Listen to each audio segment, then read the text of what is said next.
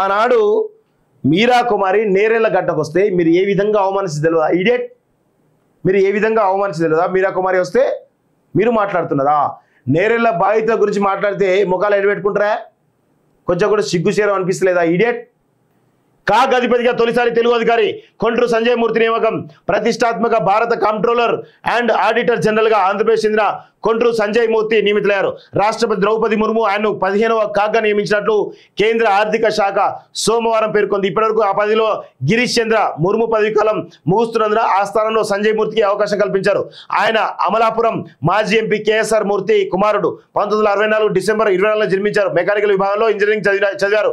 1989లో IAS అధికారిగా హిమాచల్ ప్రదేశ్ క్యాడర్కు ఎంపికై ప్రస్తుతం కేంద్ర సర్వీసులో పనిచేస్తున్నారు. 2021 సెప్టెంబర్ నుంచి భారతీయ ఉన్నత విద్యాశాఖ కార్యదర్శిగా పనిచేస్తూ ప్రస్తుతం కాగ్ అధిపతిగా తొలిసారిగా ఒక తెలుగు వ్యక్తి సంజయ్ మూర్తి ఒక అవకాశం రావడం జరిగింది.